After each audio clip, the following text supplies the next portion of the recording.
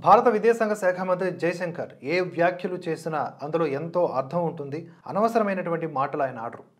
అలాగే చరిత్రలో దాచిన సత్యాలను కూడా ప్రకటిస్తారు ఆయన. తాజాగా నెహ్రూ పైన కొన్ని కీలకమైన కామెంట్స్ చేశారు. అవేంటి అంటే, నెహ్రూ చైనాతో దోస్తానా చేసుకుంటూ అమెరికాతో శత్రుత్వం పెంపొందించుకున్నాడు. అమెరికా అంటే పడక చైనాతో దగ్గరయ్యాడు. శ్యామ్ ప్రసాద్ ముఖర్జీ, అలాగే సర్దార్ వల్లభాయ్ పటేల్, డాక్టర్ బిఆర్ అంబేద్కర్ వీరెవరూ చెప్తున్నా కూడా వినకుండా చైనా ఒక యుద్ధం చేసి మన మీద గెలిచే అంత దుస్థితికి తీసుకొచ్చాడు నెహ్రూ అని చెప్పి వ్యాఖ్యలు చేశారు. ఆ వార్త ఏంటో ఒకసారి చూద్దాం. దేశానికి స్వాతంత్ర్యం వచ్చిన తర్వాత చైనా పాకిస్తాన్ విషయంలో అప్పటి కాంగ్రెస్ ప్రభుత్వం ప్రధాని జవహర్లాల్ నెహ్రూ అనుసరించినటువంటి వైఖరే ప్రస్తుతం ఆ దేశాలతో మన దేశానికి తీవ్ర ముప్పుగా పరిణమించాయని బీజేపీ నేతలు ఎప్పటి నుంచో ఆరోపణలు చేస్తూనే ఉన్నారు.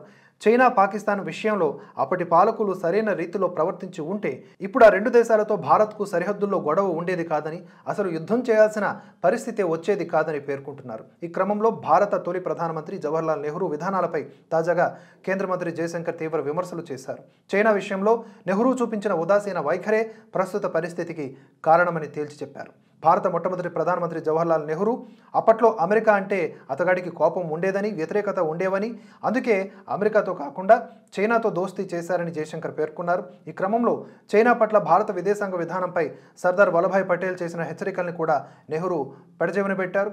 చైనా విషయంలో ఉదాసీన వైఖరి అవలంబించవద్దు అని చెప్పేసి నెహ్రూను పలుమార్లు సర్దార్ వల్లభాయ్ పటేల్ కూడా హెచ్చరించారు. అయినప్పటికీ నెహ్రూ వాటిని కూడా పట్టించుకోలేదు. చైనా, అమెరికాలతో సంబంధాలు, భారత విదేశాంగ విధానంపై ఓ నేషనల్ మీడియా నిర్వహించినటువంటి కార్యక్రమంలో జయశంకర్ ఈ వ్యాఖ్యలు చేశారు. చైనా విషయంలో మాజీ ప్రధానమంత్రి జవహర్లాల్ నెహ్రూ అవలంబించిన విదేశాంగ విధానం బుడగతో సమానమని కూడా ఆయన పోల్చి చెప్పారు. ఈ అమెరికా మీద ఉన్న కోపంతో ఎప్పుడు చూసినా చైనాను పొగడ్డం, చైనాకు దగ్గరగా చర్యలు చేయటం అనేది చేశారని కూడా చెప్పారు. అయితే దురదృష్టవశాత్తు అప్పట్లో అంతా కూడా ఈ నెహ్రూ చెప్పిందే నమ్మారని, ఇప్పటికీ కొందరు అదే మాట చెబుతూ ఉన్నారని జయశంకర్ తెలిపారు. అంతేకాకుండా చైనా మనకు మిత్రదేశమని చెప్పారని, అంతా దాన్నే విశ్వసించారని పేర్కొన్నారు.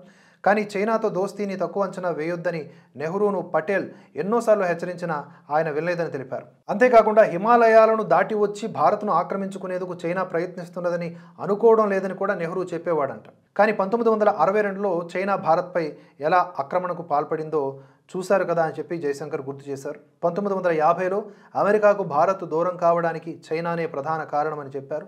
భారత్ అమెరికా మధ్య దూరం గురించి నెహ్రూను అప్పటి న్యాయశాఖ మంత్రి డాక్టర్ బిఆర్ అంబేద్కర్ ప్రశ్నించారని తెలిపారు. కానీ ఈ విషయాలు ఏవి కూడా ఇప్పటి వారికి తెలియవని జయశంకర్ పేర్కొన్నారు. అంతేకాకుండా నెహ్రూ అనుసరించిన ఆ విధానాలను ఆ తర్వాత వచ్చినటువంటి మంత్రులు కూడా అనుసరించారు. అదో పెద్ద సమస్య. ఒకవేళ అలా కాకుండా సంస్కరించుకుని ముందుకు పోయి ఉంటే ఈరోజు చాలా సులువయ్యేది పాలన కానీ, భద్రతా వ్యవస్థ కానీ. ఇప్పుడు ఆ సంస్కరణవాదంతో ముందుకు వెళ్తూ ఉంటే, ఆ విధానాల్ని సరిచేస్తూ ఉంటే మమ్మల్ని నిందిస్తూ ఉన్నారని చెప్పేసి జయశంకర్ వాపోయారు.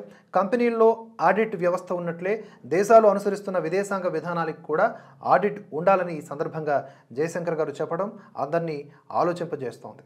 ఈ వీడియోను లైక్ చేయండి, షేర్ చేయండి. మీ ఆలోచనల్ని కామెంట్స్ రూపంలో తెలియజేయండి. భరతవర్ష నిరంతర పరిశ్రమలో మీ ఆర్థిక మద్దతును జోడించాలనుకుంటే స్క్రీన్ మీద కనిపిస్తున్న వివరాల ద్వారా సహకరించండి. Support Bharatavarsha, strengthen the truth.